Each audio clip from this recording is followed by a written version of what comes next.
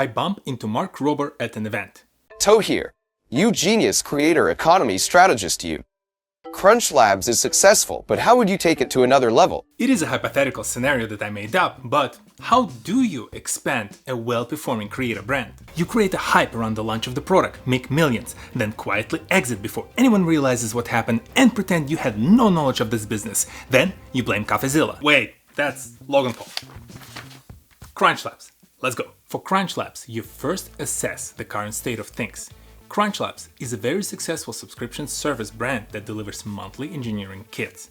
According to Mark himself, the brand delivered over 10 million boxes to date, which means the company is nearing $300 million in revenue. But the challenge is that today it covers only a limited portion of the addressable market. With some major prospect client groups, Crunch Labs is yet to monetize. So our goal today is to figure out how do we tap into those audiences and monetize them without affecting the experience for the current clients. We start by segmenting the open areas of the market, with x-axis on this chart representing the age of the audience and y-axis representing their willingness to pay, which I define as a factor of their ability to spend and the excitement about the product and MarkRober's brand. The top segment are our potential big spenders. They're interested in what Crunch Labs and Hackpack has to offer, but they want more value, willing to spend more. The lower half segments are folks who are equally excited but want to spend less, and folks who might not be able to afford the product while still being fans of MarkRober. Let's start with our big spenders. For this segment of the market, I think it is time to switch from plastic and wood to metal. Metal can handle more, so we can introduce more powerful engines and apply more pressure to the constructs in general.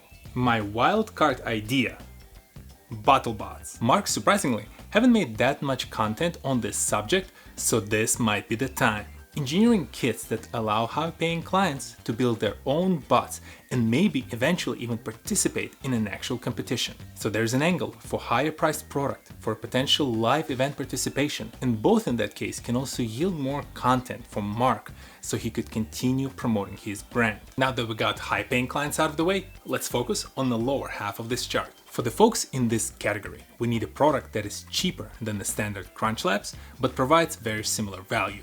For this category, I recommend individual Crunch Lab boxes that are sold retail without any subscription. We will limit the number of SKUs offered and make sure they're cheaper to produce and store. Every product purchase will carry a promo code offering a free box on the standard annual Crunch Labs plan if the person decides to subscribe. This way, we're offering something new for the price-sensitive audience, a way for them to test out the product before they're ready to commit to the full subscription.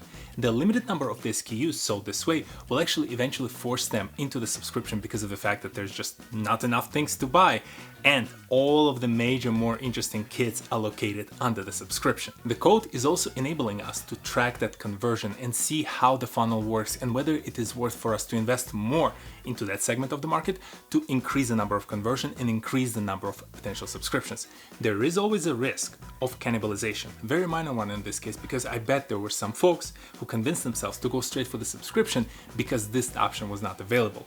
But for the broader market that we're opening with this move, I think it's worth the risk. Finally, for our final segment of the market, we will not sell any products at all.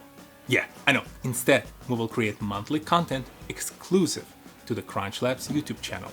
Those videos will show the viewers on how to make mini engineering kits out of the items that are commonly available in the regular household or could be bought at a very low price. The idea for this content would be to offer Crunch Labs experience on a budget, mimicking what Crunch Labs Summer Camp is, but with smaller production costs, and by likely hiring a smaller YouTuber or the young aspiring engineer to make the content in the lab versus investing Mark's time into it, to minimize the cost and the amount we need to invest to open up this market. And here we are. We now have a plan that helps us cover all of those segments of the market without introducing something that looks completely different from Crunch Labs or Hackpacks. MarkRober is still providing an experience consistent with his brand, and the value it provides to its viewer is consistent across different parts of the market. Now we added a broader funnel at the top with all of those watchers of free content, a lower segment with individual SKUs where we can essentially give folks a taste of Crunch Labs,